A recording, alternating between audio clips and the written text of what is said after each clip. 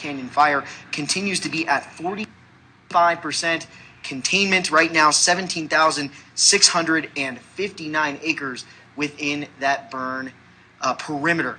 Now, again, we're going to try to get you back out to that press conference as soon as we can, having some power issues here at our studio. But some other things to remind you of, there will be another press briefing today at 2 p.m., and that will be to find out if they will in fact lift evacuation orders for Oak Valley Ranch and the Peregrine area. So again, that will be at 2 p.m. today, and we will carry that live for you right here. Now, right now we're being told that there's over 1,500 people working the fire as we speak to try to get that out. And we've also heard today that mandatory evacuations have been lifted for Cascade and Chipeta Park, also Green Mountain Falls, all of those communities, of course, along Highway 24.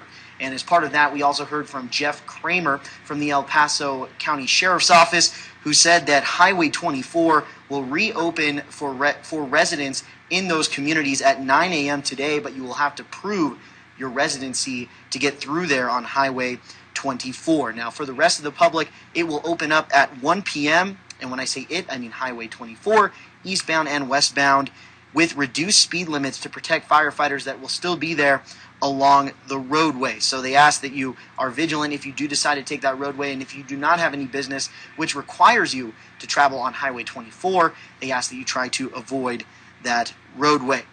Now, moving along, Manitou Springs Police, we also heard from their police chief as well, who said that Manitou Springs remains on voluntary evacuation, which is the same as a pre-evacuation order. Basically, they're just saying for residents to be ready and to be vigilant of what can possibly happen. Of course, they've seen what's happened here in the Colorado Springs area, and they will actually be having a meeting for residents in Manitou Springs that want more information this morning at 10 a.m. That will be at 103 Pawnee Avenue.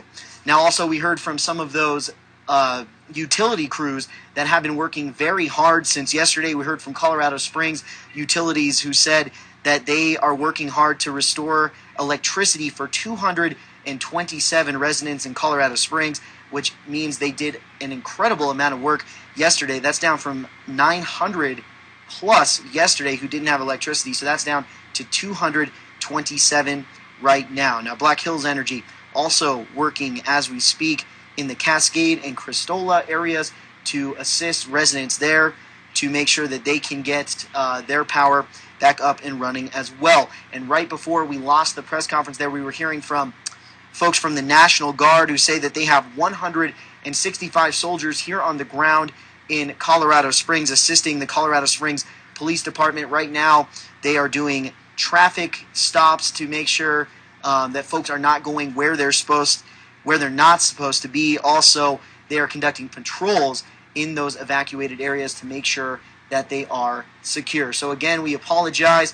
We lost some power.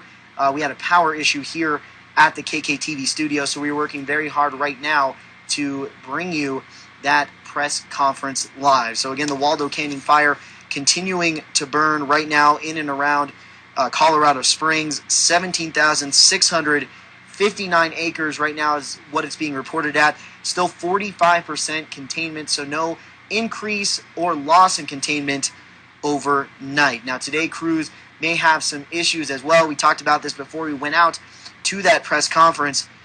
Starting at noon today, there is a red flag warning that has been issued from noon to 9 p.m. So crews certainly may be challenged, as they have from the get-go of this fire. Of course, this fire sparking up over a week ago last Saturday, and it has continued to burn as we brought in federal assistance. Several crews, over 1,500 people working to get this fire out today. Now, one thing I can report that we have heard overnight here in our studios is we've been paying close attention to what crews and first responders are doing in those evacuated areas, and we were made aware today that there are some issues there with potential spot fires with homes in those evacuated areas, and there's still maybe some areas that have some smoldering going on in some of those homes that have been burned by this fire, and they say that is one of the reasons why they have not lifted that evacuation order for many of those areas near and in mountain shadows. So that is something else that our fire crews here in Colorado Springs will be working with today to make sure those spot fires don't pop up and that they can put out any areas that are smoldering. And again, we apologize. We're trying to get back live as soon as we can to that press conference going on right